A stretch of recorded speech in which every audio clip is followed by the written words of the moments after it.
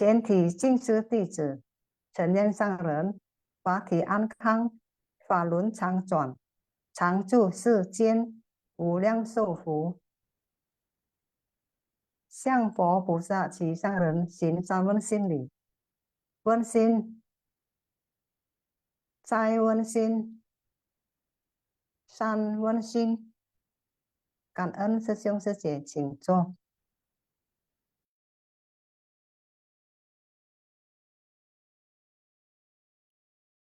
Oke, selamat pagi Sư姐. 感恩上人开示dan感恩kepada tim Sufa siang hari ini yang mengawali dengan membacakan gata pelimpahan jasa.感恩kepada Sư yang sudah hadir di Sufa siang hari ini. Dan perkenalkan, nama saya Lina, biasanya saya didampingi oleh Rusni Suci. Berhubung Rusni Suci tidak bisa hadir karena ada keperluan lain, jadi hari ini saya akan membawakannya sendiri. Dan Sư Suci, sebelum kita masuk ke materi Sufa siang hari ini, kita akan mendengarkan sebuah lagu yang ada disebutkan di video master yang tadi baru kita saksikan di episode 1721. Silakan Suci.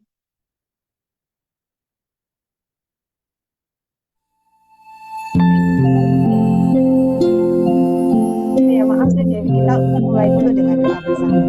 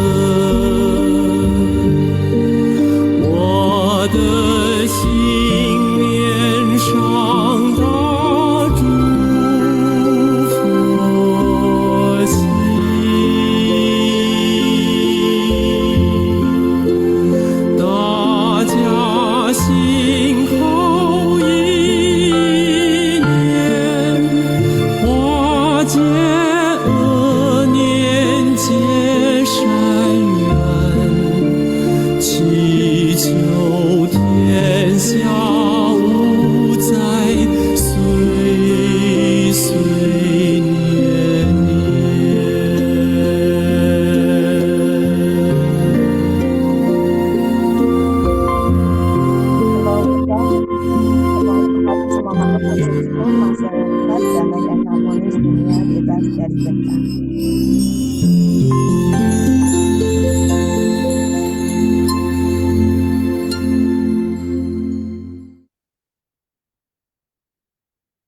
Oke, Sisyung Sije, sebelum kita masuk ke materi Sufasyang hari ini, kita akan mendengarkan sebuah lagu yang tadi ada disebutkan oleh Master di episode 1721. Dan lagu ini yang akan kita dengarkan berjudul Sentuhan Kasih Suci di Gunung Miao yang dinyanyikan oleh Tuan Ko Men Yun. Sebenarnya syair lagu ini tuh ditulis oleh Direktur Xiang. Ya, dan ditulisnya di tempat langsung ya, di sana untuk menggambarkan kondisi di sana. Jadi syair lagu ini setelah diperlihatkan kepada Master, dan Master meminta Sisyong Komenyen untuk mengubah menjadi sebuah lagu. Nah, Sije bisa tolong diputarkan lagu ini untuk kita dengarkan bersama.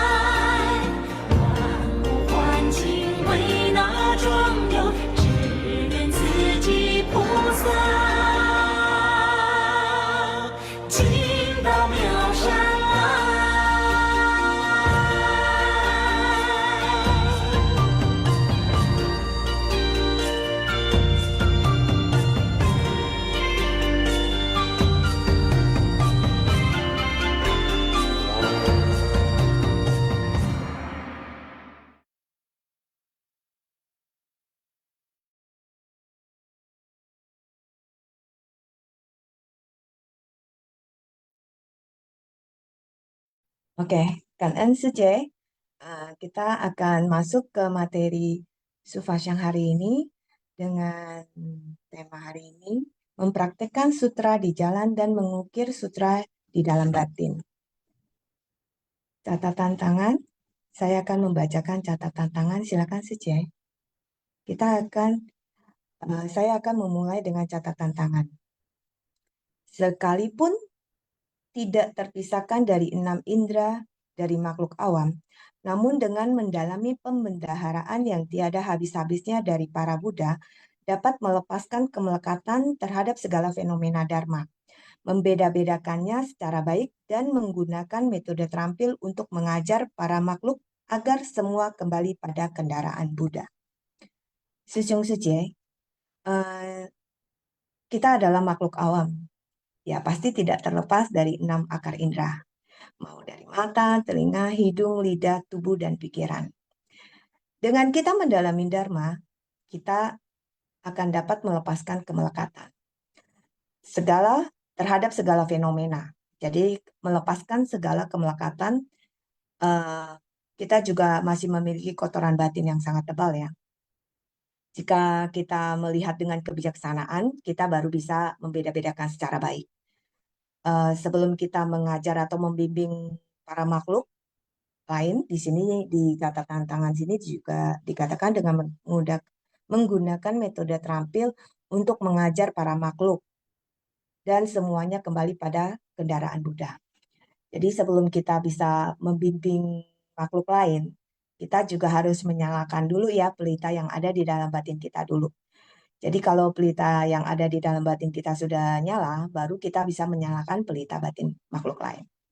Jadi setiap makhluk kan pasti mempunyai karma yang berbeda-beda. Pencapaiannya juga berbeda-beda. Dan kita juga harus melatih diri yang tanpa henti. Jadi pelatihan diri kita itu bukan hanya berhenti di kehidupan sekarang. Tapi yang terakumulasi dari kehidupan ke kehidupan dan tidak berhenti-hentinya untuk membina diri dengan berjalan di arah yang benar. Dan semua ini menggunakan metode terampil. Next saja. Oke, saya lanjutkan dengan poin pertama. Di tahun 1994, suku Rong Sui Miao di Guangxi terkena bencana banjir yang parah. Insan suci di Taiwan sejak dari membangkitkan tekad Bodhisattva, mereka selalu tekun bersemangat. Tidak peduli seberapa panjang atau sulit perjalanannya, atau seberapa banyak kesulitan yang ada, demi menyelamatkan orang, mereka bersedia melakukannya. Meskipun kita masih makhluk awam dan tidak terlepas dari hal-hal awam, namun kita menjalankan praktik bodhisattva di tengah hal-hal awam tersebut. Walaupun masih makhluk awam, tetapi sudah mempraktekkan ajaran bodhisattva. Ini yang disebut mendalami pendaharaan yang tiada habis-habisnya dari para Buddha. Kerisauan dan kegelapan batin disebut sebagai kemelekatan. Kita harus mengatasi berlapis-lapis kesulitan. Jika tidak ada kesabaran, maka tidak akan sanggup menyelesaikan suatu tugas, sehingga banyak hal yang terputus di tengah jalan. Makhluk awam dapat langsung mencapai kebudahan, namun harus melatih diri tanpa henti. Harus mengakumulasi dari kehidupan ke kehidupan. Inilah metode terampil. Hati kita pada dasarnya memiliki sifat hakikat kebudaan. Dengan memulai menapaki, mengikuti jalan ini, barulah bisa mencapai tujuan. Susyung Suje, di dalam bab panjang usia Tathagata dari Sutra Teratai, Buddha berkata bahwa setiap orang memiliki kesadaran yang tak terbatas. Ini karena saat Buddha mencapai pencerahan kesadarannya, menyatu dengan alam semesta, dengan kesadaran dan kebijaksanaan yang seluas samudra, Buddha menyadari bahwa semua makhluk memiliki kesadaran dan kebijaksanaan yang setara dengan Buddha. Kesadaran dan kebijaksanaan ini tidak berkurang pada makhluk awam dan tidak bertambah pada makhluk berkesadaran. Hanya saja kita diselimuti oleh kegelapan dan noda batin, sehingga kebijaksanaan kita itu tidak bersinar. Dan setiap orang juga memiliki pandangan dan kemelekatannya masing-masing. Inilah kondisi makhluk awam. Ini tentu sulit dihindari. Dari kehidupan ke kehidupan kita masih membawa benih karma. Namun berhubung sudah mengetahui dan memahami hal ini, kita seharusnya melepaskan kemelekatan. Kemelekatan atas pandangan pribadi hendaknya dilepaskan. Ada orang yang bertanya kepada Master, Master, Anda sedemikian sibuknya setiap hari, apakah tidak merasa risau sama sekali? Jadi ada yang bertanya kepada Master, apakah Master pernah merasakan kerisauan? Jadi bagaimana Master menanggapi kerisauan yang timbul? Nah, saat itu Master menjawab, batin saya laksana sebidang cermin. Ketika kondisi muncul di hadapan, tentu saja ada kerisauan. Namun, setelah kondisi itu berlalu, tidak meninggalkan bekas pada cermin. Jadi, apalagi yang perlu dirisaukan? Nah, ingat bahwa kita semua adalah manusia biasa. Ketika antar sesama saling bergesekan, tentu akan timbul kerisauan. Tapi kita harus dapat segera membersihkan cermin batin kita. Apa yang terlalu berlalu, biarkan berlalu. Inilah yang disebut sebagai pelatihan diri. Hal terpenting dalam pelatihan diri adalah menjaga sebersih niat pikiran yang telah timbul. Begitu timbul pikiran jahat, pikiran baik akan musnah. Sebaliknya, jika pikiran baik yang bangkit, maka pikiran sebersih niat yang jahat akan lenyap. Jadi kita sebagai makhluk awam pasti tidak terlepas dari namanya dari peristiwa duniawi dan ketidakkekalan. Ketidakkekalan dari alam semesta, ketidakkekalan dari kehidupan, masalah dan lain-lain.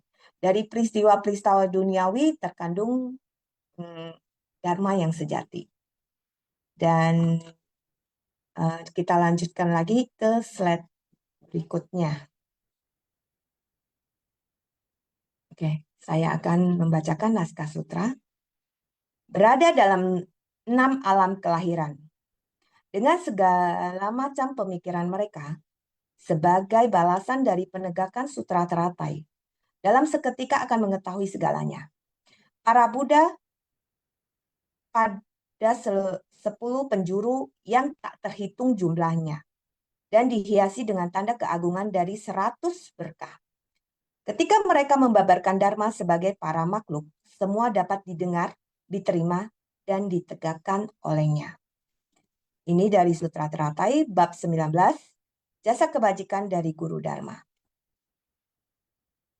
Next saja.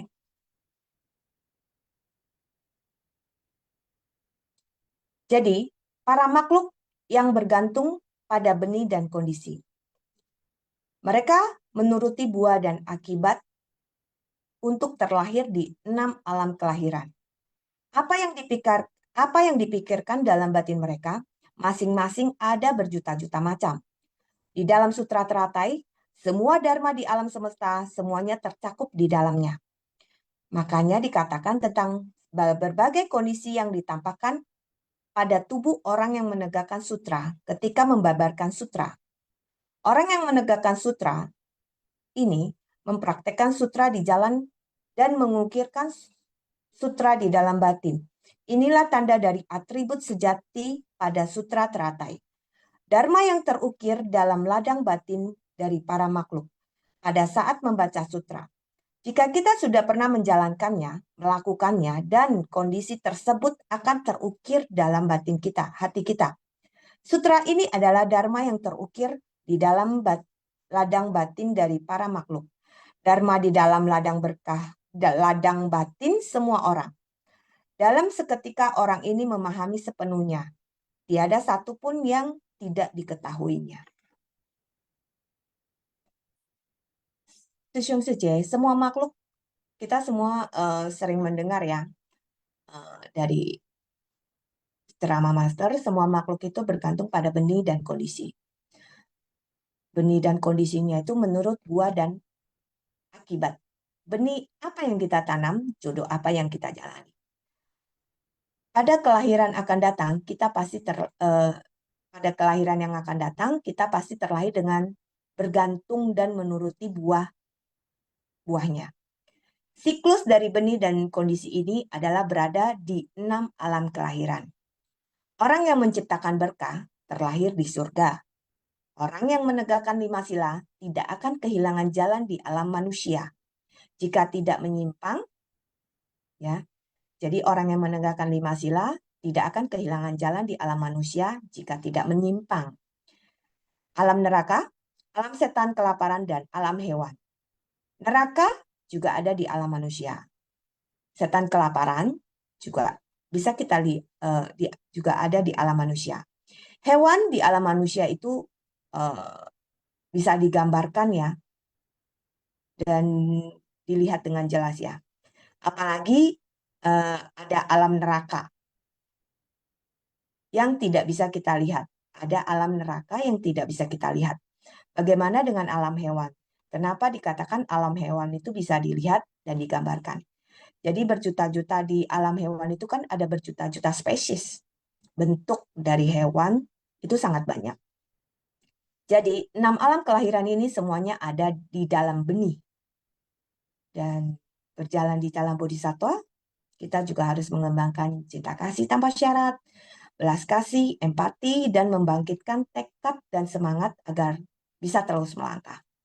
Kesulitan yang ditemui tidak akan membuat kita mundur jika pondasi kita sudah kokoh. Setiap orang harus memiliki akar kapasitas yang tajam. Barulah memiliki cara untuk mempraktekkan dengan tindakan nyata. Dengan benar-benar menghayati, sehingga dikatakan bahwa mampu menghayati satu syair telah memahami hingga tuntas makna yang tanpa batas. Inilah dharma yang terukir di ladang batin. Dan jika di dalam pelatihan diri kita juga harus bisa menahan kesabaran. Jika kita tidak bisa menahan kesabaran, kita tidak akan menyelesaikan banyak hal. Kadang-kadang jika kita tidak bisa menahan kesabaran, kita juga akan menemui kesulitan. Pada saat kita menemui kesulitan dan gesekan, itu akan membuat banyak hal baik yang di tengah proses pelatihan diri kita, itu kita mundur. Di sini juga dibutuhkan kesabaran. Terkadang kita juga harus mempunyai, pada saat kadang-kadang kita dalam beberapa hal, kalau contohnya dalam berbicara, kalau kita terlalu tulus, terlalu jujur, terus pada saat orang mendengarnya dan tidak bisa menerimanya, itu juga akan menjadikan masalah dan konflik, ya. Terus dengan sikap kita yang kadang-kadang kalau bersikap tulus dan jujur, tetapi ada orang yang lain tidak bisa menerimanya. Contohnya mungkin dalam berbicara ya, kebanyakan mungkin dalam berbicara. Dan jika orang lain tidak bisa menerimanya, menerima kejujuran dan ketulusan itu sendiri, itu akan menjadi sumber kerisauan. Jadi di dunia ini, ya inilah realita dunia ini. Ya, Sejong-Seje. Dan saya lanjutkan ke poin selanjutnya. Para Buddha pada 10 penjuru memiliki segala jenis tanda keagungan. 100 jenis berkah unggulan memperagung diri. Semuanya datang dari jasa kebajikan yang melahirkan kebijaksanaan. Orang yang menciptakan berkah akan memiliki keagungan rupa berkah yang beragam jenis. Melakukan hal baik, bajik, menjalin jodoh baik, tanda keagungan akan terlihat. Ketika bisa melakukan semua jasa kebajikan ini, maka akan menumbuhkan kebijaksanaan ini.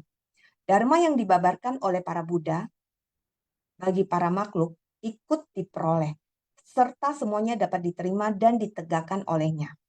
Praktek bodhisattva semuanya ada pada permasalahan di dunia. Semua permasalahan di dunia berasal dari berbagai sebab dan kondisi yang menciptakannya. Baik itu adalah berkah ataupun bencana, semua ada pada sebersit niat. Apakah sebersit niat makhluk awam dan sebersit niat bodhisatwa, hendaknya senantiasa menjaga sebersih niat yang penuh ketulusan, kebenaran, keyakinan, dan kesungguhan. Sama sekali tidak menyimpang. Sisyung Sije, orang yang menciptakan berkah pasti akan memiliki keagungan rupa demikian berbagai macam. Jadi ada di sini juga 100 jenis berkah unggulan. Banyak rupa berkah, ya contohnya melakukan hal majik, menjalin jodoh baik, akan tampak terlihat. Jadi itu namanya memperagung diri, sehingga semuanya bersumber pada jasa kebajikan. Yang menumbuhkan kebijaksanaan, bagi yang bisa menumbuhkan kebijaksanaan, bisa menyelesaikan semua jasa kebajikan ini. Maka semua kebijaksanaan ini akan tumbuh. Ketika mereka membabarkan dharma bagi para makhluk. Jadi di sini juga dikatakan semua dapat didengar, diterima, dan ditegakkan olehnya. Dan Buddha juga membabarkan ini untuk para makhluk. Dharma yang dibabarkan Buddha, kita akan segera memperoleh. Tapi dengan cara kita harus memperoleh dengan memahaminya, dengan mendengar, melakukan, dan dipahami. Ini karena kita harus menggunakan kesungguhan hati untuk memahaminya. Masalah di dunia semuanya merupakan praktek dari jalan bodhisattva. Jalan yang dilalui oleh para Buddha semuanya merupakan hal yang ada di dunia ini. Jadi pelatihan diri kita itu semuanya ada di dunia. Jadi hal di dunia ini semua yang terjadi di dunia yang diciptakan oleh sangat banyak dari hukum sebab akibat, baik berkah atau bencana. Dan semuanya itu tergantung dari sebersih niat. Jadi kita sebagai makhluk awam, ya, atau bodhisattva juga pada sebersih niat pikiran, sehingga sebersih niat pikiran semua orang itu harus baik. Jadi kita harus menjaga sebersih niat yang ada di pikiran kita. Jadi kita harus senantiasa menjaga di sebersih niat kita itu ada ketulusan, kebenaran, dan keyakinan. Kebenaran niat pikiran ini merupakan sebersih niat yang tidak menyimpang. Sehingga senantiasa kita harus bersungguh hati. Dan kita juga sering mendengar ya dari ceramah Master juga selalu mengingatkan kita agar selalu menggenggam waktu setiap detik yang kita lewati itu adalah bagian dari sejarah hidup kita. Kita adalah penulis dari sejarah kehidupan kita sendiri. Master menyampaikan, jangan meremehkan suatu tindakan kecil. Selama ada cinta kasih di hati, sebutir benih bisa tumbuh menjadi tak terhingga. Kita sendiri yang menjalin jodoh baik lewat apa yang kita lakukan. Kita pula lah yang akan menuai pahalanya. Setiap proses waktu yang kita lalui harus digenggam dengan membangun sebersih niat pikiran yang baik, yang bermanfaat bagi semua makhluk. Kita harus menyelami Dharma dengan bersungguh hati, mengenal dengan jelas ajaran Sang Buddha, dan jelas dengan arah tujuan. Oke, next saja. Oke, kan. Sampai di sini materi hari ini, dan apakah ada Sisyung Sije yang mau menambahkan?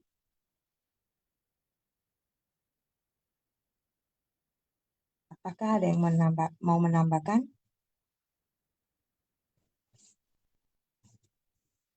Sisyung Sije, apakah ada yang mau sharing? Lina Sece, ini ada Vivilian Sece yang raise hand ya. Oke. Oke, silakan Sije. William.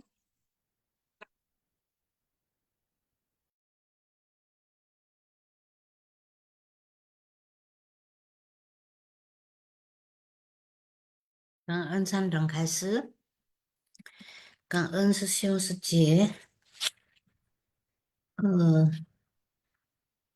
Naskah Sutra.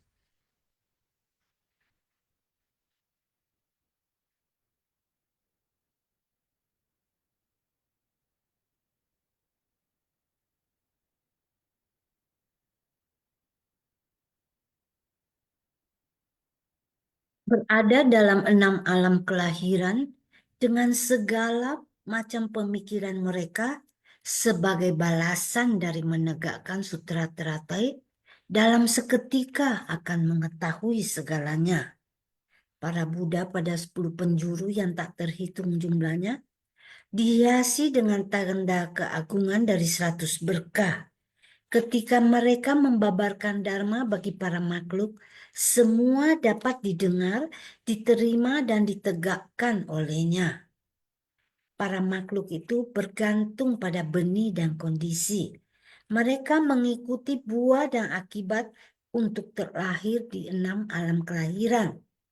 Yang dipikirkan dalam batin mereka yaitu masing-masing ada berjuta-juta macam. Orang yang menegakkan sutra ini mempraktekkan sutra di jalan dan mengukirkan sutra dalam batin mereka. Inilah tanda dari atribut sejati dari sutra teratai. Dharma yang terukir di dalam ladang batin dari para makhluk, dalam seketika orang ini memahami sepenuhnya. Tiada satupun yang tidak diketahuinya.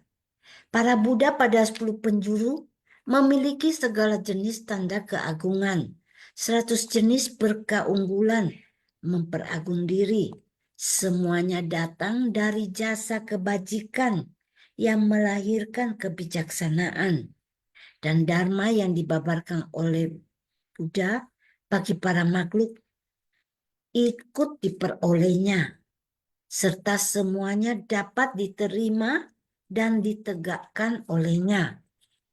Jadi maksudnya di sini adalah bahwa orang yang telah lahir dan mereka telah mendengarkan sutra teratai dan mendengarkan Buddha membabarkan Dharma, mereka semuanya dapat memahami dan dapat menerima dan dapat menegakkannya juga.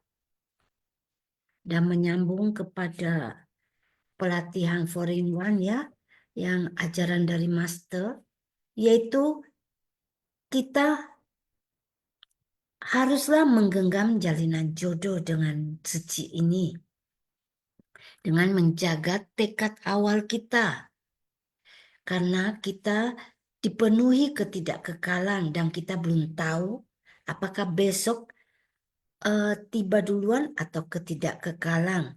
Sehingga benar-benar kita harus menghargai jalinan jodoh ini. Dan dalam ajaran agama itu dikatakan itu adalah tujuan kehidupan dan pendidikan cara hidup kita. Dan jalan bodhisattva yang membawa manfaat untuk diri sendiri dan orang lain. Kebahagiaan memiliki banyak materi, kita belum tentu bahagia. Dan juga kita perlu membina akhlak yang mulia, yaitu konte, yaitu pahala kebajikan. Mampu rendah diri ke dalam dan mampu bertata krama keluar. Dan juga kita harus belajar dan menjadi sadar, yaitu xie dan jie. Jadi dengan pengetahuan benar, perhatian benar, kita dapat mengubah kehidupan awam ini menjadi kehidupan yang penuh kebijaksanaan. Dan bodhisattva itu bersumbangsi demi kebahagiaan semua makhluk. Dan di sini kesehatan mental itu penting dan juga kesehatan fisik ya. Sehingga keseimbangan batin itu menjadi tanpa pamrih. Oleh sebab itu sekarang kita dikatakan bahwa kita harus tekun bersemangat dan bekerja keras Karena kekuatan karma setiap orang itu berbeda. Jika kita tidak melakukan kebajikan, kita tidak akan mendapatkan berkah. Dan dalam Sutra Makna Tanpa Batas dikatakan, mengajarkan praktek bodhisattva, yaitu kebenaran sejati untuk kita bisa mencapai pencerahan tertinggi. Dan juga Master memberikan contoh ya, video ya, bahwa bunga itu misalnya ada spot bunga ya di depan kita. Jadi sebelum bunga itu berbunga, sebelum berbunga, jika kita misalnya membelah batang ya, itu kita tidak akan menemukan bunga. Dan begitupun kita mengupas bibitnya, maksudnya bibit tanaman itu atau daun-daunnya, kita tetap tidak dapat menemukan buah itu. Dan buah itu akan tumbuh dengan sendirinya. Dan ini adalah kita hanya bisa menemukan inti dari bibit itu, yaitu sebab bibit ditanam akanlah bertunas dan juga memerlukan udara, cahaya, air, dan tanah.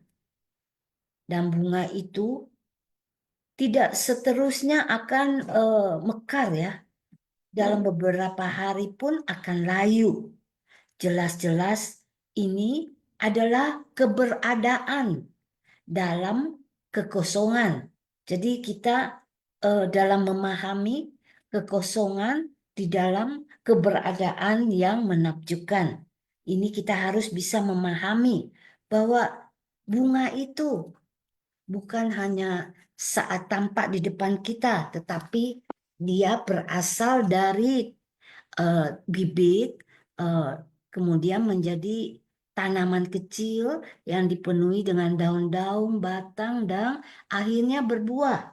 Jadi kadang akan muncul ya berbunga dan kadang juga tidak. Jadi inilah yang kita harus pahami bahwa dalam kekosongan itu ada keberadaan yang menakjubkan. Kang En Sisyong Sejie. Kangen Vivian Sejie, sharingnya sangat bagus dan mendalam ya. Dan apakah ada yang mau menambahkan lagi sharing?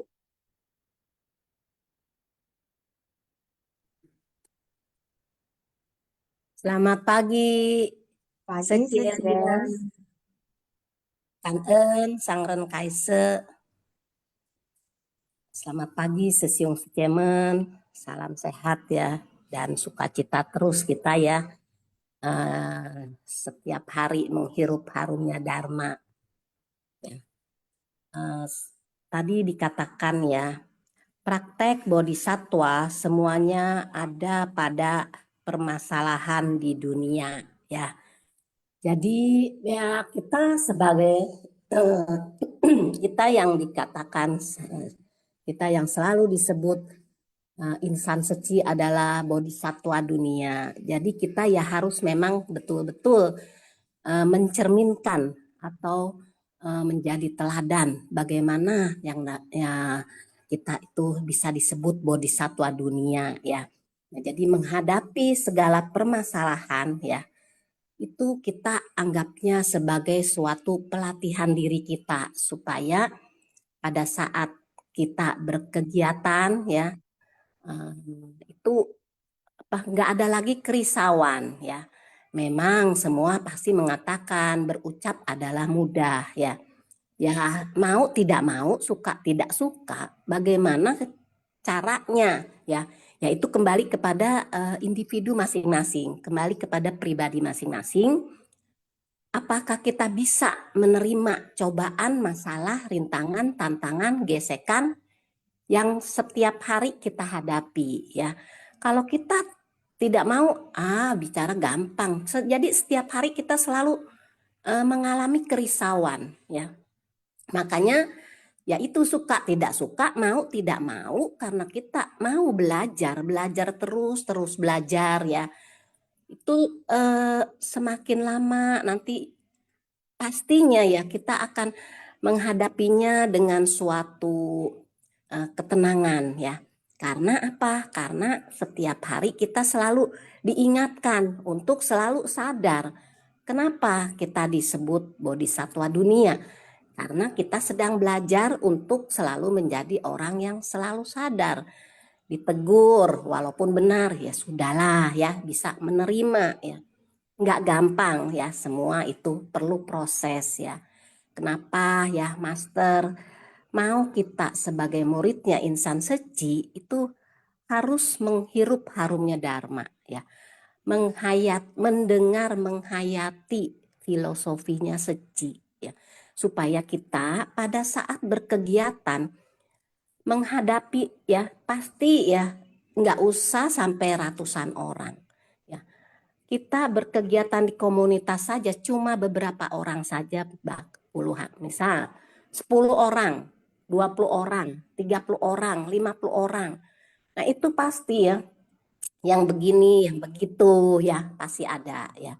Seperti ya kita ketahui ya, kita misi amal itu yang pertama dan selalu sering Master bahas ya secara mendetail supaya kita bisa lebih gampang memahami, merenungkan bagaimana kita mempraktekannya ya.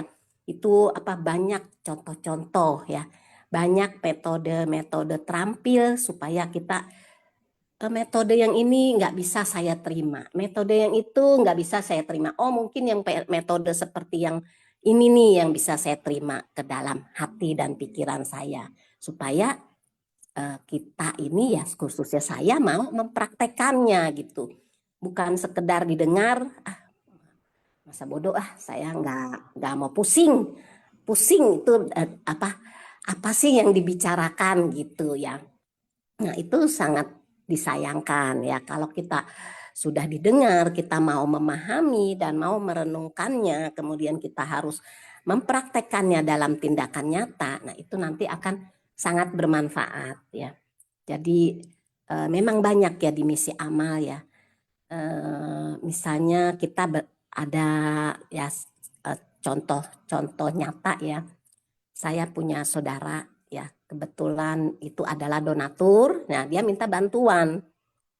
Dia tanya, bagaimana katanya supaya bisa bagaimana cara prosedur apa yang dilakukan untuk menerima bantuan. Karena dia bukan komunitas saya, jadi saya sarankan ke yayasan ya, membawa surat permohonan ya. Kemudian dia berbicara begini, begitu, begini, begitu ya. Saya bilang jangan terlalu berharap kita nanti akan disurvei. Saya bilang itu ada timnya ya. Apapun yang terjadi, kamu harus terima dengan lapang dada. Tidak usah sakit hati, tidak usah benci sama orang ya. Kenapa dia kok yang lebih lebih ada daripada saya diterima, nah, sedangkan saya yang lebih nggak ada kok nggak diterima gitu ya. Tidak usah seperti itu, kita serahkan saja sama jalinan jodoh. Saya bilang kalau memang kamu berjodoh itu pasti akan terrealisasi, akan terbukti ya, akan menjadi suatu kenyataan. Nah akhirnya dia bilang begini begitu begini keputusannya tidak diterima ya, padahal dia bilang kita dari keluarga mau kontribusi tapi kita minta bantuan cuma ya maksudnya sekedarnya ya tapi itu kan kita tidak usah menjas ya kok begini kok begitu gitu ya, yang penting pada dasarnya bantuan ini tidak diterima ya. Terus tetangga saya ya juga minta bantuan uang sekolah. Dia adalah seorang laki-laki yang istrinya sudah meninggal, anaknya 2 ya, katanya keberatan untuk biaya uang sekolah. Saya bilang ngajukan saja ke sana, nanti kan tim saya akan ada survei ya. Terus dia bilang katanya aduh kalau ke PIK jauh, dia bilang ya memang ya dari rumah saya ke PIK tuh memang sangat jauh ya. Dia bilang, boleh nggak katanya saya yang bawa ke sana ya. Terus saya bilang mohon maaf, saya bilang saya ini relawan, tugasnya bukan memberi keputusan. Saya tugasnya cuma survei ya, nanti keputusan ada tim ya. Ya, jadi kita itu masalah nanti diterima apa tidak ya, kita itu nggak usah menambah kerisauan lagi di batin kita ya. Itu memang namanya nggak jodoh ya. Jadi ya ada juga ya orang bercerita, saya nggak mau datang lagi karena kalau dia minta bantuan diterima, teman saya nggak diterima. Nah itulah ya, itu berarti penilaian secara subjektif ya. Jadi kita harus objektif ya. Apapun keputusan ya, itu nggak usah dipermasalahkan lah ya. Ya kadang-kadang itu juga waktu Sefu datang ke Indonesia ya, di PIK kita ada sharing ya. Ada salah satu relawan ya. Nah, mungkin mereka, mohon maaf ya, mungkin mereka belum paham ya. Dia menanyakan, katanya, kenapa sih? Katanya, orang itu sangat butuh, katanya. Kenapa sih kok keputusannya nggak dibantu gitu? Nah, tidak usah kita memikirkan hal seperti itu gitu ya. Itu semua adalah tim yang bekerja dan tim yang memutuskan. Jadi kita nggak usah terlalu mencampuri ya. Akhirnya ujung-ujungnya adalah subjektif ya, bukannya objektif ya. Nah itulah, jadi kita juga harus sering-sering belajar. Nah saya juga mau belajar bagaimana supaya saya ini tidak subjektif dalam menilai, tapi harus objektif ya. Jadi nah itulah ya manfaatnya ya kalau kita mau belajar. Kita ditegur salah ya sudah diterima, memangnya salah gitu. Kita ditegur orang nggak salah tapi ditegur ya sudah terima aja gitu. Dari situlah kita harus memang yang namanya pelatihan diri ya, pembinaan diri kita ini. Tujuannya itu kemana kita udah tahu, ini arahnya ini adalah di jalan tengah yang tidak menyimpang ke kiri atau ke kanan ya. Ya udah kita lakukan saja gitu. Pokoknya Master selalu mengatakan hal yang baik lakukan saja gitu. Jangan bersit niat pikiran ya. Kan Master selalu mengatakan sehelai rambut saja kita menyimpang, akhirnya kita udah jauh tersesat. Makanya marilah ya, saya yakin ya mitra bajik apalagi yang udah para senior ya, wah yang saya lihat Sesiung dan Secenya bisa berbarengan ya, bisa sama-sama dilantik ya, yang begitu baru masuk di 2023, 2022, 2024, 2024 ya, mereka bisa dilantik ya. Karena apa ya? Itu karena kesungguhan hatinya, kemudian sebersit niat pikirannya itu benar-benar sebersit niat pikirannya itu memang betul-betul tak tergoyahkan gitu. Pokoknya saya udah tahu nih jalan ini udah benar nih, saya mau ikutin Master gitu. Nah itulah makanya kenapa kita harus selalu menghirup harumnya Dharma. Jadi begitu kita ada masalah ya, tadi dikatakan praktek bodhisatwa semuanya ada pada permasalahan di dunia. Nah itu nanti kita akan bisa mengatasinya ya. Mau tidak mau, suka tidak suka, harus mau gitu, harus suka gitu kita mempraktekannya ya. Kalau enggak mau ya enggak suka ya susah ya gitu ya. Makanya saya yakin mitra bajik ya, para senior ya yang sudah terjun ya 10 tahun ya, 20 tahun ya, itu benar-benar tekadnya ya tak tergoyahkan ya. Itulah menjadi panutan kita ya. Ya yang baru-baru ya. Apalagi saya, ternyata ini memang kuat ya. Orangnya tahan banting. Memang murid master yang seutuhnya. Karena kalau nggak kuat ya, udah ini baju saya mau taruh ya. Loh, ada yang bertanya, loh kan baju juga yang beli kamu, kok kenapa mau dikembalikan gitu kan? Ada yang ya bercandain gitu ya. Nah itulah makanya kita sesuai tekad awal ya, marilah kita sama-sama ya menapaki jalan bodhisattva dari kehidupan ke kehidupan ya. Kalau kita cuma menapaki di kehidupan saat ini, udah besok, lama banget sih ini ya, kayaknya nggak habis-habis, nggak selesai-selesai nih yang saya tapaki, padahal saya udah lurus nih, saya nggak pernah nyimpang ke kiri, saya nggak pernah nyimpang ke kanan, tapi lama banget ya, kayaknya kerisauan saya setiap hari masih terus aja, masih nggak bisa terkikis gitu ya. Nah itu namanya masih belum banyak belajar seperti saya.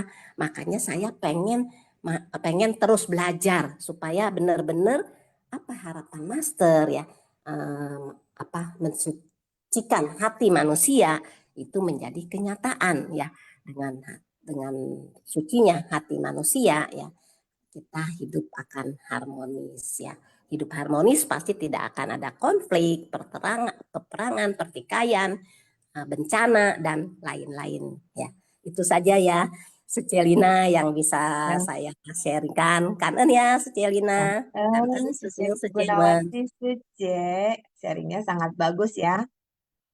Ya sih, sebenarnya di dalam komunitas gesekan itu bukan hanya terjadi di dalam komunitas. Kadang-kadang di lingkungan terkecil aja keluarga juga bisa ada gesekan. Jadi yang terpenting sebenarnya ya, kalau untuk saya pribadi yang terpenting bagaimana kita pembawaan diri kita. Karena kita tidak bisa mengatur semuanya gitu kan. Karena setiap orang punya kondisi batin yang berbeda-beda, karmanya yang berbeda-beda, pelatihan diri masing-masing yang berbeda-beda. Jadi kita nggak bisa menuntut orang harus begini, orang harus begitu. Kadang-kadang kita sering ya, kita mendengar ya, kita kadang-kadang lebih banyak melihat keluar. Kita jarang melihat ke dalam diri kita. Kemarin belum lama ini juga di banyak kasus-kasus yang seperti karena ada gesekan, mundur, berhenti, tidak mau menjalani, maksudnya tidak mau berkegiatan lagi. Sebenarnya kalau kalau menurut pemikiran saya sih ya, kalau kita ada gesekan, kita mundur, itu yang rugi kan sebenarnya diri kita sendiri. Kita menutup jalan untuk kita sendiri gitu loh. Kita tahu ini jalan yang baik. Ini tempat pelatihan diri yang baik. Kita bisa belajar banyak di jalan ini, tapi justru kita tutup sendiri gitu. Jalannya seperti jembatannya kita ambrukkan, jembatan yang buat kita jalan itu kita hancurkan sendiri. Jadi sebenarnya yang rugi itu bukan orang lain, itu yang rugi diri sendiri. Itu juga di tempat seharusnya kita harus berintrospeksi diri. Segala sesuatu kan itu tergantung dari karma perbuatan kita. Hari ini ada yang jalannya lebih mulus, ada yang jalannya lebih bergelombang, ya rintangannya ada gitu. Tapi semua itu adalah ladang pelatihan diri kita. Seperti yang tadi Gunawati Suci katakan, pelatihan diri bodhisattva itu semua ada di dunia. Jadi kalau kita banyak belajar dan mendengar dharma, mendengar aja tidak cukup, tapi kita harus mempraktekkan. Tapi sebelum mempraktekkan kita harus memahami dulu ya, dan merenungkan, baru kita bisa mempraktekkan. Saat mempraktekkan kadang-kadang berbicara itu emang sangat mudah ya, kan hanya berbicara, mendengar, tapi kita juga harus bisa memahami dulu, memahami hingga tuntas ya. Jadi kita perlu pelatihan diri. Pelatihan diri ini bukan hanya di kehidupan ini, tapi di akumulasi dari kehidupan-kehidupan yang lalu gitu. Jadi karma yang kita ciptakan itu kan, karma buruk yang kita ciptakan itu juga tebal ya. Jadi kita butuh pelatihan diri terus-terus dari akumulasi dari kehidupan ke kehidupan. Dan itu emang tidak mudah. Tapi kalau kita tidak memulai untuk melatih diri, kita tidak akan pernah bisa uh, mencapai kemajuan. Nah, di sini ada yang mau tambahkan lagi? Pagi, Lina Ya, Sece. pagi, Sisyong. Mungkin saya Silakan. tambahin dikit ya tentang gesekan ya. Mau berbuat baik aja ternyata ada gesekan ya. Kanan Sang dan Kaiser dan kanan Sisyong Secemen yang ada di sini ya. Dimana ya saya mau jelasin tentang serba-serbi tentang gesekan. Termasuk juga saya juga tukang gesek juga ternyata. Ada juga bergesekan ya. Juga ada. Terus terang aja. Ada. Ya, cuman saya nggak akan contoh mendeskripsikan nanti blunder, nanti tergesek lagi. Ya, tapi kanan sana dan kanan yang yang ada di sini, ya, jadi bicara tentang gesekan ya. Jadi saya akan jelasin, jabarkan, dan juga memberikan salah satu solusi. Kalau misalkan ada solusi lain yang bisa lebih oke, ya saya minta bantuan ya, please, mau dilengkapi ya. Saya akan jelasin dulu apa itu definisi gesekan. Definisi gesekan itu adalah, ya jadi gini ya, ada 250 orang di ikut Simpasyang. Ya, berarti ada 250 kepala. Tambahlah 10% mungkin keluarganya. 250 tambah 10%, katakanlah 270 lah. Makap dikit. Ya, makap dikit karena ada yang mungkin Sesyong sama Secenya ada keluarga yang ikut Simpasyang di Juni. Artinya ada 270 manusia, 270 kepala, 270 otak, sehingga menghasilkan 270 cara berpikir.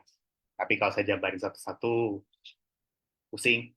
Udah, ambil aja satu lah. Misalkan saya sama Lina Sece ya.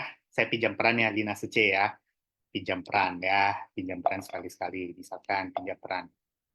Saya sama Lina Sece, background-nya sudah beda, Sesyong Secemen, background-nya sudah beda, cara berpikirnya juga pasti beda.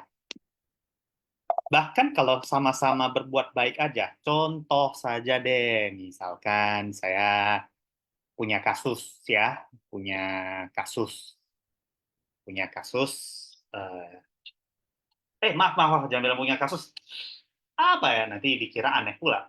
Misalkan saya punya kanan fude ya, saya kanan fu punya kita sih, kanan fu bersama sih. Misalkan ada satu kanan fu deh ya, satu kanan fu ya, saya ganti lagi. Saya ada satu kanan fu, lagi sakit nih, katakanlah sakit lihat tetangga kasih obat ini sembuh, ya kan? Kasih obat ini sembuh. Lalu saya niat mau kasih obat ini ke kanan fu tersebut, ya, kasih kanan fu ini ke obat tersebut. Ya, tentu saya berusaha mengikuti prosedur. Tanya dulu misalkan ke Lina Sece ya, tanya dulu ke Lina Sece. Nah, apa yang terjadi Sesyong Secemen kalau saya tanya ke Lina Sece, apa yang terjadi? Jawabannya adalah pasti Lina Sece akan menolak dan memberikan SOP pasal berapa ya. Jangan Lina Sece, mungkin udah SOP Sece ya, pasal berapa ya, tidak boleh memberikan rekomendasi pengobatan tertentu. Aku rasa semuanya sudah tahu ya, tidak boleh memberikan rekomendasi pengobatan terhadap kanan fudio. Walaupun obat itu bagus, ya tentu pasti akan ditolak. Usulan ini kemungkinan saya bilang pasti lah, hampir pasti ditolak. Ya, hampir pasti itu ditolak. Kenapa, Sesyong? Nah, di sini akan muncul gesekan. Jikalau saya sama Lina Sece punya pemikiran sama-sama mengegokan, ya, istilah mengegokan. Pandangan saya paling benar. Lalu Lina Sece berkata, pandangan gua paling benar begitu. Nah, boom, boom, boom. terjadilah gesekan, gesekan, gesekan. Lalu apa yang terjadi? Kalau misalkan saya tidak ada satu obat yang paling manjur, sesuai seceman, obatnya itu adalah belajar pengertian. Ini solusinya, obatnya adalah pengertian, dalam bahasanya itu sanjie, dan bisa didapatkan di Jingsetang. Obatnya gratis, silahkan diminum terus. Ya, jualan obat nih pagi-pagi. Maka, walaupun saya sama Lina Sece ini punya pemikiran berbeda, ini dalam konteks ini yayasan ya, kalau misalkan bisa saling memahami, contohnya, misalkan saya sama Lina Sece diskusi, kenapa nggak boleh? Saya dengarkan kata Lina Sece, takutnya nanti kalau misalkan kan punya kenapa-napa, yang kena itu Ceci loh. Nah, kalau di titik ini saya bisa terima, gesekan reda. Lalu dari Lina Sece ke saya ngomong, Sece, saya pengen nih kanan fu ini sembuh. Pasti Lina Sece akan berkata, iya, saya juga pengen ini sembuh. Cuma kita juga harus hati-hati, Sio. Ini membawa nama Seci, belum membawa nama kamu. Ntar kalau misalkan kenapa-kenapa, kenapa-kenapa, bukan saya yang kena, bukan kamu yang kena itu Ceci. Kan nama baik Ceci jelek. Saya juga mau kasih obat itu juga mau. Tuh, padahal kamu punya mikir kalau lihat muka kita, bukan lihat baju loh, lihat muka kita aja dikira udah orang Ceci loh. Kayak gitu loh kira-kira. Jadi mohon maaf ya, sesiong, sesiong gitu ya. Saya bukan yang nggak mau kasih, saya pasti mau kasih. Saya juga mau pengen sembuh, tapi ya ini SOP-nya karena takut takut merusak nama baik Ceci. Ya, ya jadi ya sebaiknya jangan ya. Kan, nah apalagi ada kadang pun bukan lihat baju, lihat muka kita aja nggak pakai berseragam aja, apa nggak pakai berseragam dikira orang Ceci. Nah ini kejadian juga ya. Dan ini oke. Nah kalau misalkan kita bisa saling mengerti, kalau misalkan kita bisa saling mengerti ya sesungguhnya, nah itu gesekannya memang tergesek, pasti ada gesekan, tapi kalau misalkan kita bisa saling menerima dan saling mengerti, maka gesekannya reda. Tapi kalau misalkan sudah dijelaskan baik-baik, sudah dikasih tahu what and why secara logis ya, masih nggak bisa terima, malahan jadi panau, orang itu mundur sesungguhnya. Nah, yang salah siapa? Yang salah masing-masing karena tidak mau mengerti. Kayak gitulah kira-kira. Jadi ya gimana ya, kesimpulannya kalau memang mau gesekan tuh memang pasti ada dan sesuatu yang nggak terhindarkan, tapi kalau memang dibalik gesekan itu mungkin karena dalam berkegiatan pasti ada hektiknya, pasti ada tergesek juga, menurut saya pasti ada, tapi namun tidak ada salahnya juga mungkin tetap tenang dan tetap mendiskusikan, nggak ada salahnya untuk bertanya, kenapa kamu begini sih? Kenapa kamu begitu? Emang kenapa? Kita dengarkan. Lalu dari kitanya juga emang kenapa? Kita saling bertukar ide, bertukar pikiran. Nah, gimana ya? Oh, kata gitu toh. Oh, gitu toh. Ya, maaf, maaf, maaf. Saya gagal saya. Pasti akan saling mengerti dan juga ya saling solid lah. Seperti itulah kira-kira ya. Jadi ya ini pemikiran apa ya? Gesekan itu pasti ada, tapi bagaimana cara mengatasinya? Jawabannya adalah cobalah untuk berdiskusikan dan saling mengerti saja. Itu menurut saya. Mungkin ada pendapat lain kalau misalkan gesekan pasti ada, tapi bagaimana cara mengatasi setelah gesekan dan tetap menjalin jodoh yang baik, itu gimana ya caranya ya? Ada lagi ya pernyataan lain ya? Atau pendapat lain kalau dari saya sih, obatnya adalah sance dan mengertilah cara berpikir mereka. Cobalah belajar mengerti what and why-nya. Karena what and why-nya itu bisa menjadi referensi buat kita menambah kebijaksanaan. Oke, Karen. Dan Sisyong Angkawijaya. Dan karena berhubung waktu ya, jadi kita mulai dengan kuis dulu ya. Oke, kita akan memulai dengan kuis. Silakan. Oke, kuis cara menjawab kuis, jawaban diketik di chat room everyone. Format jawaban, nomor soal jawaban, contoh jawaban 1D, 2A. Silakan. Oke, kuis pertama, silakan Sece. Bencana apa yang terjadi di Sichuan pada tahun 2008? A. Gunung meletus. B. Gunung gempa bumi. C. Banjir bandang. D. Hutan kebakaran. E. Tanah longsor. Silakan Sejong Sece menjawab.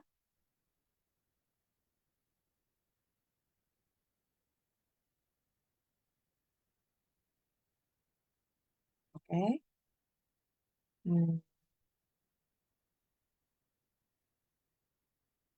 Oke, kita close jawabannya. Kita close. Nah, jawaban yang benar adalah B. Gempa bumi. Oke, untuk kuis yang kedua, dari mana asal bodhisatwa Xiao Cui? A. Cui Cai Gou. B. Zhengdu. C. Guangxi. D. Sichuan. E. Chongqing. Silakan Sejong Sije menjawab.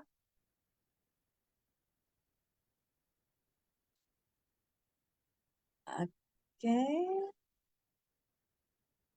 Kita close. Ya, jawaban yang benar adalah dari Guangxi. Oke, kuis yang ketiga.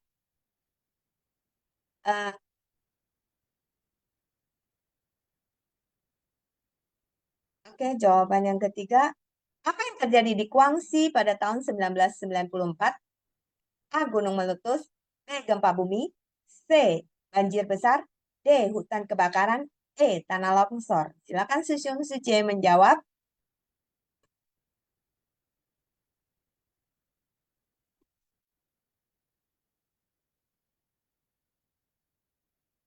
Oke. Kita pause. Ya. Dan jawaban yang benar adalah banjir besar. C. Banjir besar. Dan kuis yang keempat, lengkapilah kalimat di bawah ini. Sekalipun tidak terpisahkan dari titik-titik dari makhluk awam. A. 8 jejak langkah. B. 4 kebenaran mulia. C. 6 paramita. D. 6 akar indera. E. 12 nidana. Silakan Sejong Sije menjawab.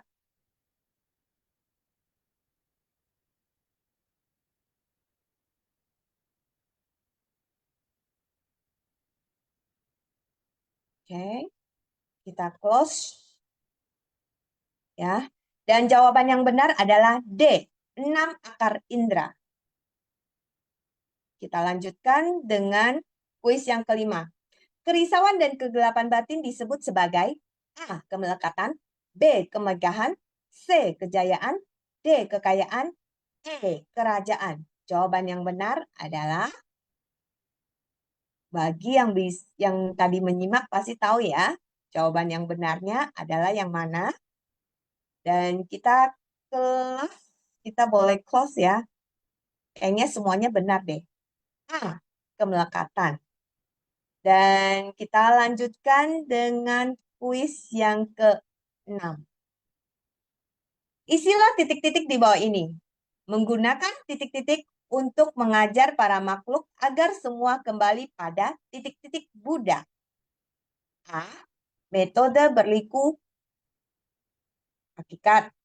B. Metode pintas kebijaksanaan. C. Metode panjang belas asih.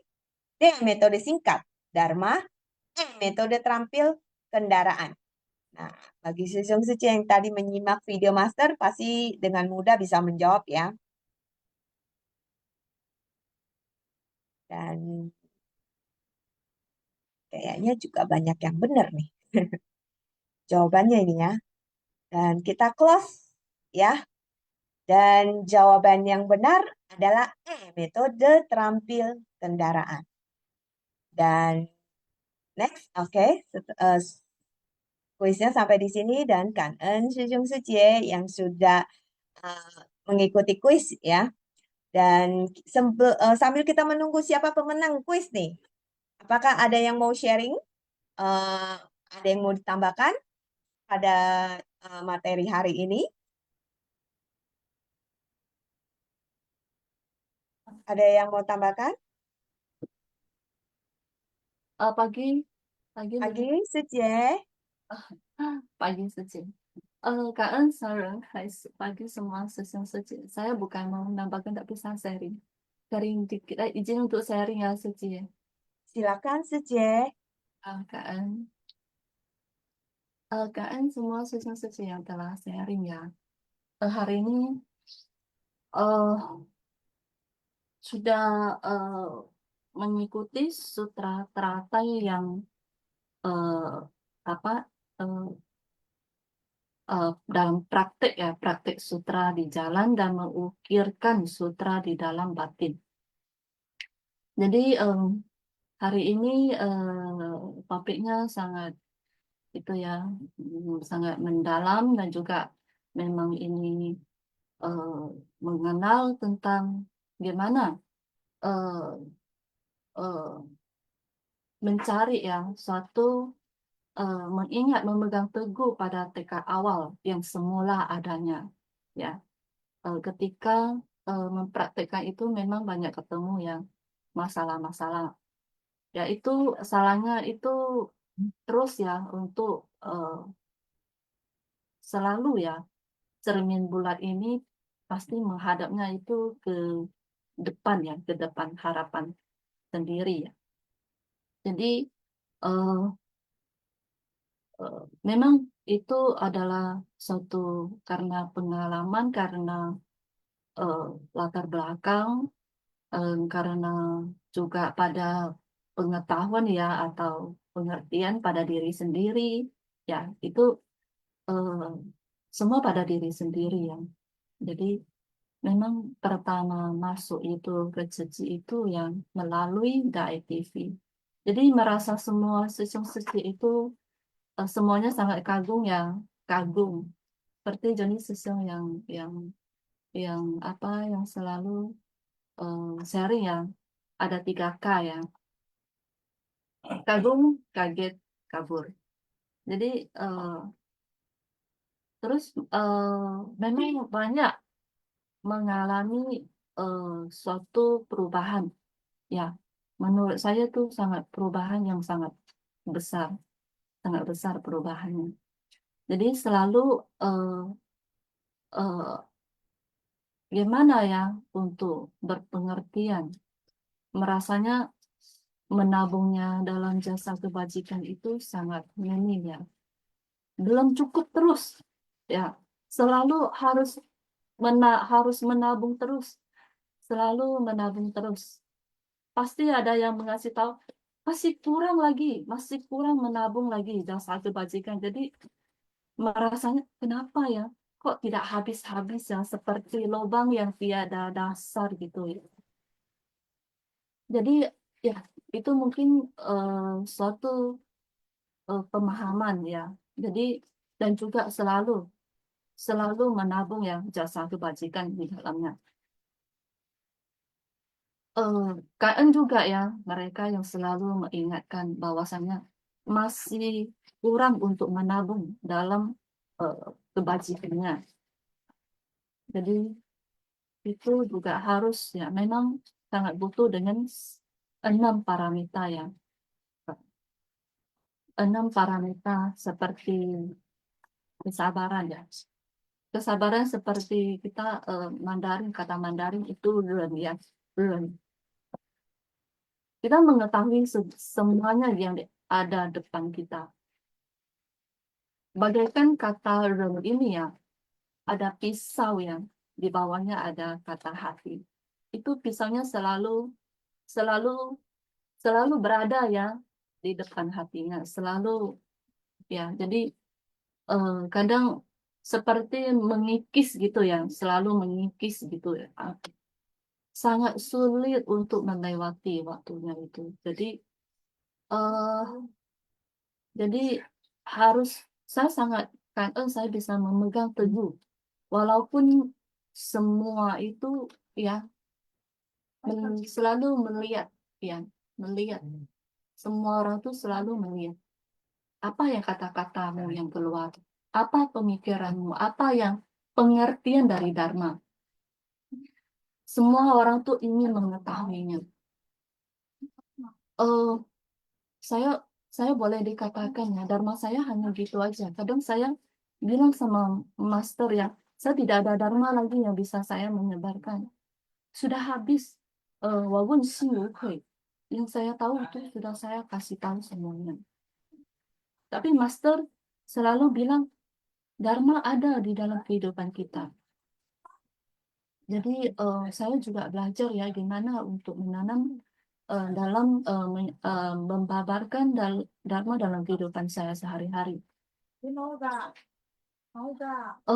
Jadi tidak ada lain ya seperti hari ini selalu membendaharakan dharma dalam kehidupan kita sehari-hari. Selalu untuk menanam bibit-bibit benih-benih para benih-benih para kebudayaan.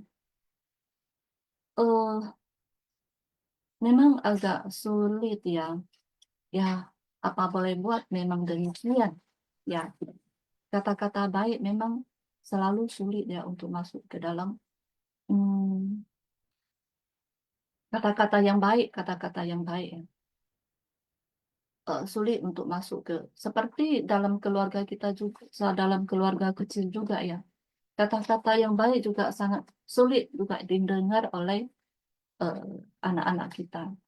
Jadi gimana harus tetaplah belajar gimana untuk bisa menjalin jodoh yang baik ya. Setiap orang bukan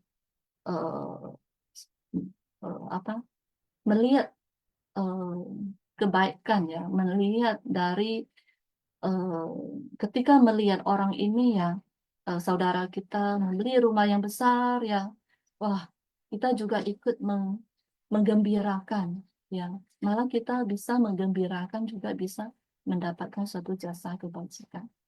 Jadi gimana juga untuk bisa belajar ya, memang belajar dalam pada diri kita sendiri, pada diri sendiri ya. Oke gitu saja ya. Ini menghubung waktu. Kak Em ya, Kak Em Lina Suci. Ya, kan Linda Sice atas sharingnya. Ya, benar ya. Dalam latihan diri kita itu emang nggak mudah.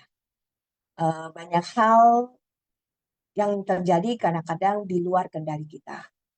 Dan kadang juga terjadi di luar kemampuan kita. Jadi seperti setiap orang kan punya karmanya masing-masing. Kita adalah pencipta dari karma kita sendiri. Kita adalah gimana kita menjalani kehidupan kita, apa yang kita alami, segala sesuatu yang terjadi di dalam kehidupan kita itu adalah buah karma yang harus kita terima. Kita tidak bisa lari dari karma yang telah kita ciptakan.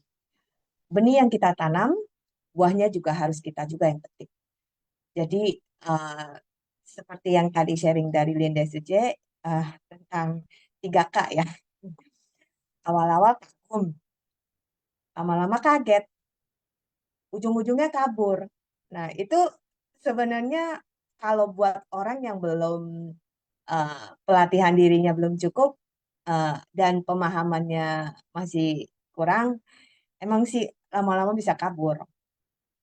Tapi kalau buat relawan yang sudah melatih diri, kayaknya enggak ya. Kagum ada, kaget ya mungkin ada, kabur enggak ya. Mungkin tetap bertahan. Ya inilah realita ya. Kehidupan memang seperti itu. Tidak semua yang kita inginkan, yang kita harapkan terjadi sesuai keinginan kita. Segala sesuatu itu apapun bisa terjadi. Tergantung dari buah apa yang kita tanam. Jadi kalau kita paham, belajar, memahami, dan selalu mengingatkan diri sendiri, ya hari ini apa yang terjadi pada diri saya, mau itu hal yang baik atau hal yang buruk, itu adalah buah dari karma perbuatan saya sendiri. Jadi saya tidak bisa lari dari buah ya dari benih yang saya tanam dan buahnya harus saya petik sendiri. Jadi kalau kita punya mindset seperti itu, kita tidak akan kabur.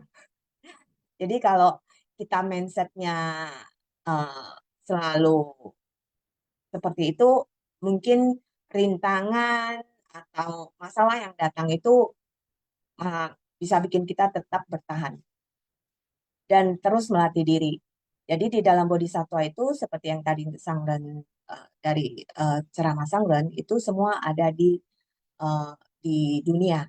Jadi tempat kita pelatihan diri itu ya ada di dunia ini. Apa yang terjadi, masalah, permasalahan, kehidupan kita, atau masalah dengan hubungan, mau hubungan pertemanan, persaudaraan, atau apapun itu pasti bisa terjadi. Nah, ya itulah kehidupan. Realita kehidupannya itu seperti itu.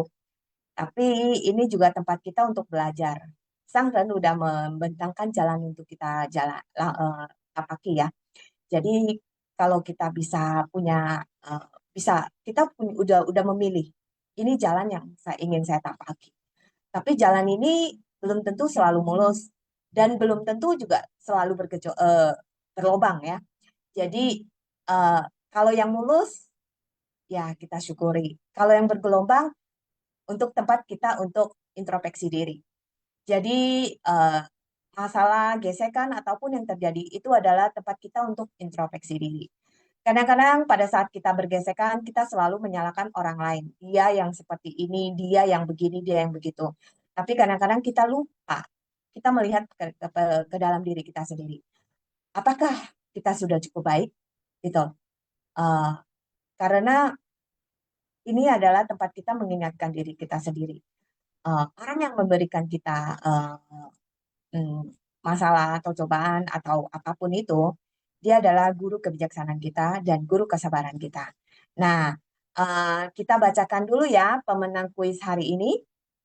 Selamat kepada pemenang pertama, Meliwanusi Sece dari Palembang. Pemenang kedua, Gunawati Sece dari Barat Dua.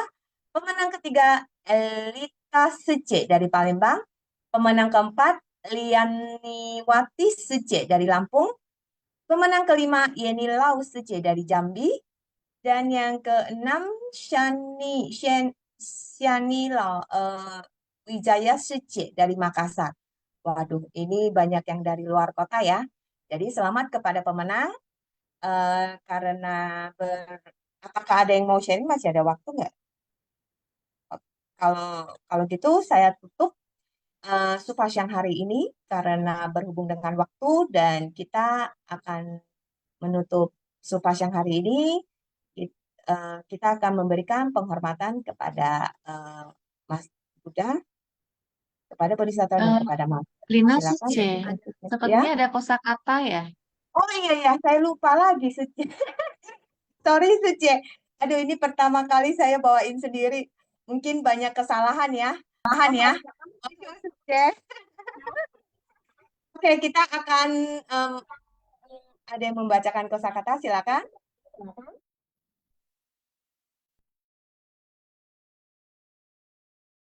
感恩是供上人开示，感恩是故事博金寺妙莲华熏法香与会 Kosakata 熏法香 Bab 19 Jasa Kebajikan dari Guru Dharma Episode 1721 Mempraktikkan sutra di jalan dan mengukirkan sutra di dalam batin.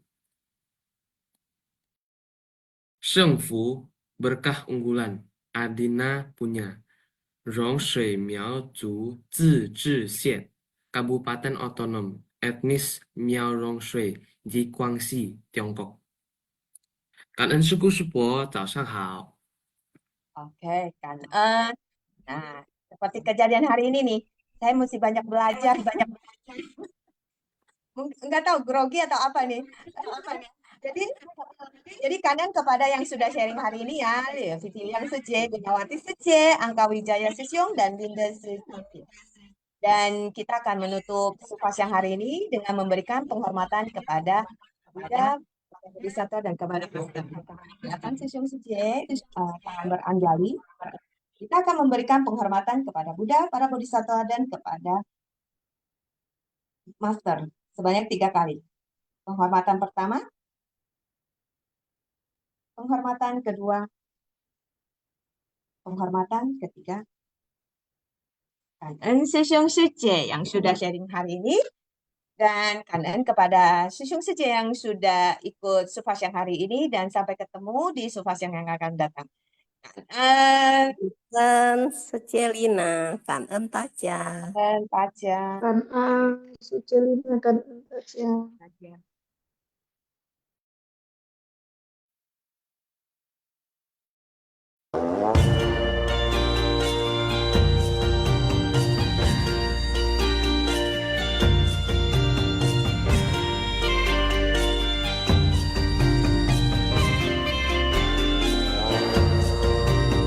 风儿轻吹来，云儿轻飞来，圆圆的月亮儿唱着来。风儿轻吹来，云儿轻飞来，圆圆的月亮儿唱着来。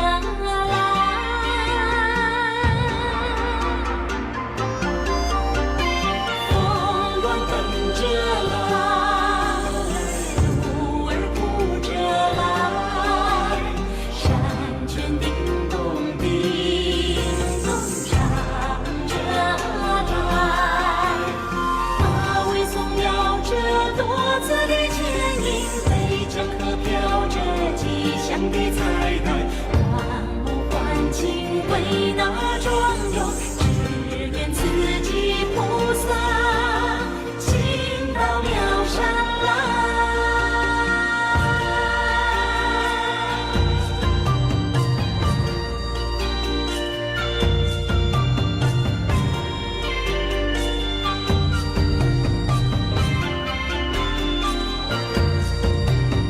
风儿轻吹来，云儿轻飞来，圆圆的月亮儿唱着来。风儿轻吹来，云儿轻飞来，圆圆的月亮儿唱着来。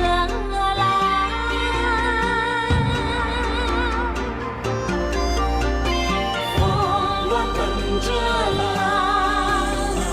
鹿儿扑着来，山泉叮咚叮咚唱着来。马尾松摇着多姿的剪影，北江河飘着吉祥的彩